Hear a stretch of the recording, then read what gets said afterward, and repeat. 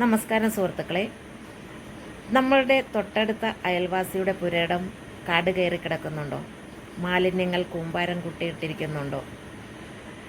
ഇപ്രകാരമായാൽ ഇഴജന്തുക്കളുടെ സ്വൈര്യവികാര കേന്ദ്രമായി ആ വസ്തു മാറും. ഈ ഇഴജന്തുക്കൾ എന്നേക്കും നമുക്കൊരു ഭീഷണിയായും മാറും. ഇതിനെല്ലാം ഒരു പരിഹാരമുണ്ട്. നമ്മൾ ഉടമസ്ഥനോട് നമ്മളുടെ ബുദ്ധിമുട്ടുകൾ അറിയിക്കുക. ഉടമസ്ഥൻ അതിന് പരിഹാരം കണ്ടില്ല എങ്കിൽ തദ്ദേശ സ്വയംഭരണ സ്ഥാപനമായ പഞ്ചായത്ത്, മുനിസിപ്പാലിറ്റി, കോർപ്പറേഷൻ എന്നിവിടങ്ങളിൽ പരാതി നൽകുക.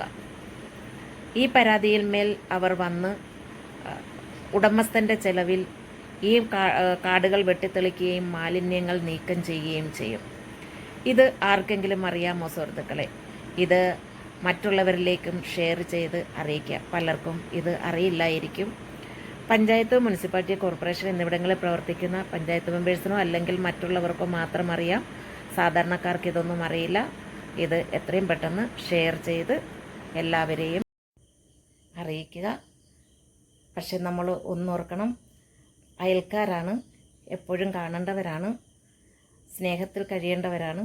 ആ സ്നേഹം നഷ്ടപ്പെടാതെ കൂടി നമ്മൾ ശ്രദ്ധിക്കുക.